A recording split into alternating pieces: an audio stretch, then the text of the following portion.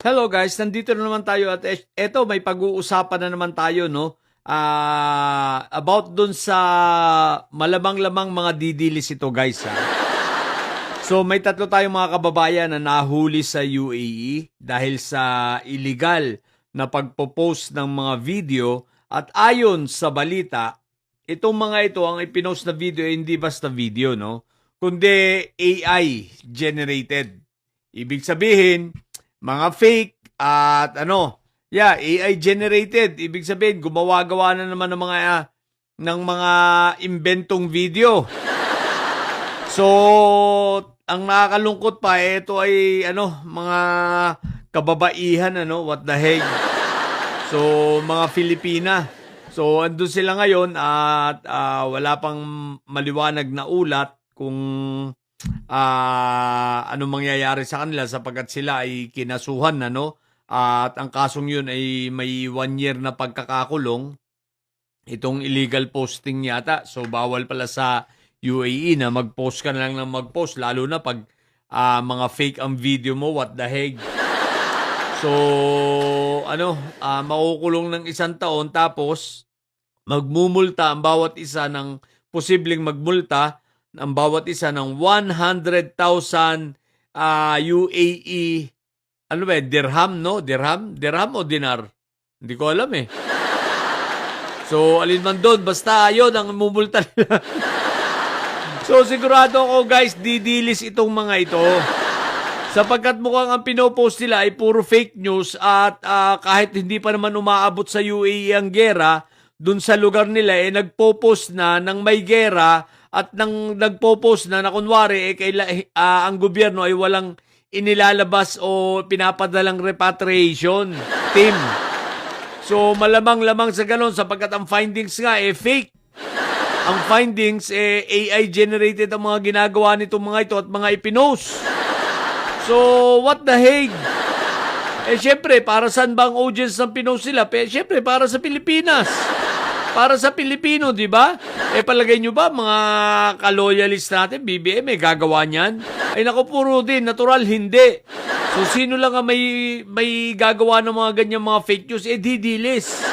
So, yung 3 nahuling babae na yon na ating mga kababayan, malamang-lamang, didilis yun. What the heck? So, ayan na. Minalas-malas na sila. At matutuluyan ako. So, another problema na naman ng gobyerno natin. Pabigat talaga itong mga tundidilis na ito, no? Masyadong pasaway. Tapos, imbis na makatulong, padagdag pa sa problema. So, ngayon, syempre, tutulungan ng gobyerno yan. Maaari bang hindi?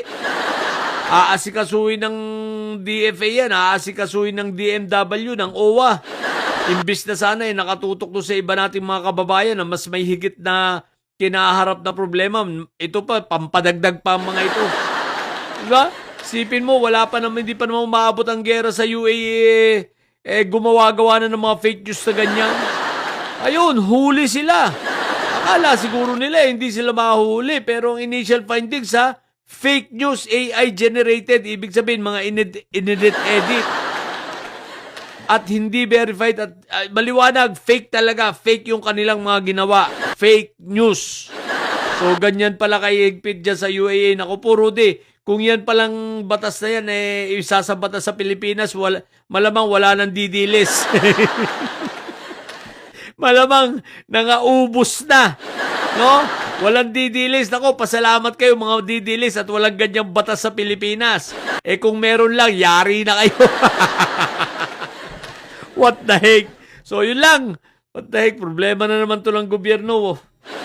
Sigurado ako didilis itong 3 babaeng ito. Walang kaduda-duda yan dahil hindi gagawin ng mga loyalista yung ganyan. So, didilis yan, Maliwanag yan. At siguro ang intention nila gumawa ng fake news na kunwari walang rescue ang gobyerno. Nagkakagulo na sa kanila. Alam mo yun, mga ka-fake news ayun, kulong. So kung ito ay didilis, nawa pagdusahan na lang nila at wag sanang pumayag ang gobyerno ng diyan sa UAE na anong tawag rito? Na palayain sila. Dapat ay bunuin na lang nila. At magbayad sila at huwag rin tulungan ng gobyerno sa pambayad.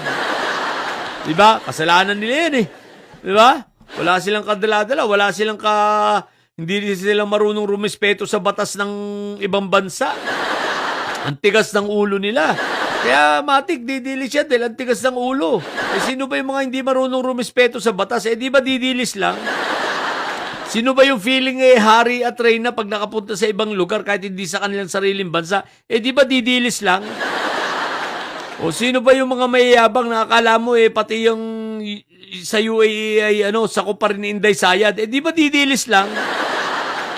At pinagmamalaki pa nila Kita mo yung mga nagrally sa Qatar, di ba? Mga hindi rin sumunod sa rules ng Qatar, sa batas ng Qatar, yung mga napaghuhuli nun, na inasikaso pa rin ng ating gobyerno. So ganyan, so didilis lang yan, walang kaduda-duda. Kaya sana, kung ako sa gobyerno ng pabayaan na yung mga yan. Tigas ng ulo Para magdusa, magmadala, at magsilbing aral para sa iba. Kasi kung tutulungan ng gobyerno, di ba dadala ang mga yan? Walang pagbabago ang mga yan. At yung iba, susunod pa dyan at gagawin. At sabi, total naman, tutulong ang gobyerno. Kaya dapat wag nang tulungan yan. Gastos pa ng gobyerno, what the heck? Di ba? Pabayaan na lang yan dyan mga yan. So yun lang. Didilis, nahuli, what the heck? So mabubong didilis dyan at may sayad. Ang tatay nyo ay preso, tatay nyo ay karton. Manatili kayo mga bobot may sayad sa may sayad. Laging high blood. Bye!